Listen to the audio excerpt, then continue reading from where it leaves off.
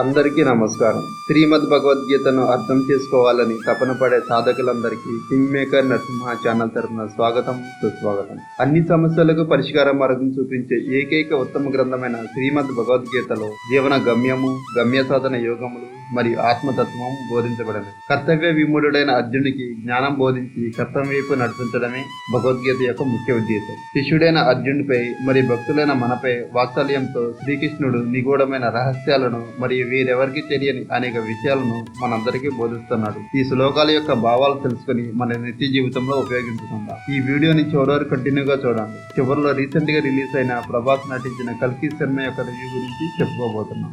ఎవరైనా first time ఈ video చూస్తే కనుక నా ఛానల్ని సబ్స్క్రైబ్ చేసుకోండి. ఇకపోతే వీడియోలోకి వెళ్ళిపోదాం. శ్రీమద్ భగవద్గీత అర్జున విషాద యోగంలోని 8-9 శ్లోకాలు ఇప్పుడు మనం నేర్చుకుందాం. 8వ శ్లోకం.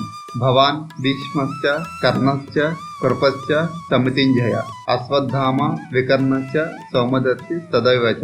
9వ శ్లోకం. అన్యే చ బహవః శూరాః మదర్దే త్యక్త జీవితాః నానాశస్త్ర ప్రహర్ణాః సర్వే యుద్ధ విశారదాః. ఈ శ్లోకం యొక్క తాత్పర్యం, మీరు, భీష్ముడు, కర్ణుడు, కృపాచార్యుడు, అశ్వత్థామ, వికర్ణుడు, సౌమదత్తి ఉన్నారు. ఇంకా ఎంతో మంది సూరగ్రేసులు, యుద్ధ విశారదులు నా కోసం జీవితాల మీద ఆశ వదిలి యుద్ధం చేయడానికి సిద్ధంగా ఉన్నారు అని దుర్యోధనుడు ద్రోణాచార్యులతో చెప్పారు. ఇక్కడతో ఈ శ్లోకం కంప్లీట్ అయిపోయింది. కల్కి సినిమా రివ్యూ గురించి మాట్లాడుకుందాం. ఈ సినిమా కల్కి పుట్టే ముందు జరిగిన కొన్ని ఆసక్తికరమైన సంఘటనల గురించి తీశారు. ఈ ఏడాది యావత్ సినీ ప్రపంచం ఎంతో ఆసక్తికరంగా ఎదురు చూసిన సినిమాల్లో కల్కి 2898 AD ఒకటి. ప్రభాస్ హీరోగా నటించడం, కమల్ హాసన్, అమితాబ్ బచ్చన్, దీపికా పదుకునే లాంటి స్టార్ కీలక పాత్రలు పోషించడంతో ఈ చిత్రంపై భారీ అంచనాలు పెరిగాయి. దానికి తోడు ఇటీవల విడుదలైన 2 ట్రైలర్లు సినిమాపై ఎంతో హైప్ క్రియేట్ చేశాయి. భారీ అంచనాల మధ్య జూన్ 27న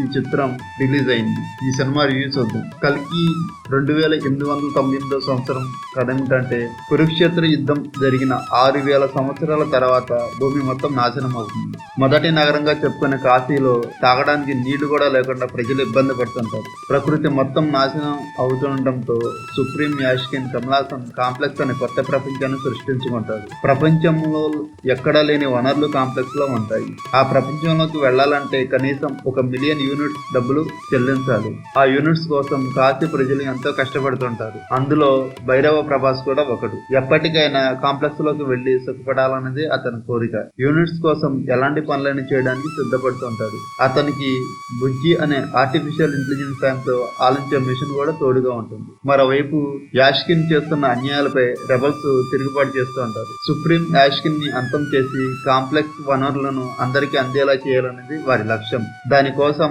సంబాల్ అనే రహస్య ప్రపంచాన్ని క్రియేట్ చేసుకుని అక్కడ నుంచి పోరాటం చేస్తుంటారు. కాంప్లెక్స్ లో ప్రాజెక్ట్ కే పేరుతో సుప్రీం యాష్కిన్ ఒక ప్రయోగం చేస్తుంటారు. గర్భంతో ఉన్న సమ్ 80 అలియాస్ సుమతి దీపికా పదుకునేను కాంప్లెక్స్ నుంచి తప్పించుకుని సంబాలా వెళ్తుంటుంది. సుమతిని పట్టుకునేందుకు కాంప్లెక్స్ మనుషులు ప్రయత్నిస్తుంటారు. ఆమెను అప్పగిస్తే కాంప్లెక్స్ లోకి వెళ్ళొచ్చు అనే ఉద్దేశంతో భైరవ కూడా సుమతి కోసం వెళ్తాడు. వీరిద్దరి బారి నుంచి సుమతిని కాపాడేందుకు అశ్వత్థామ, అమితాబ్ బచ్చన్ ప్రయత్నిస్తుంటాడు. అసలు అశ్వత్థామ ఎవరు?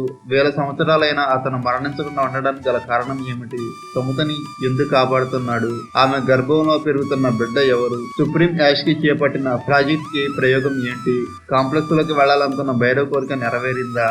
అసలు భైరవ నేపథ్యం ఏంటి? అశ్వత్థామతో పోరాడే శక్తి అతనికి ఎలా వచ్చింది?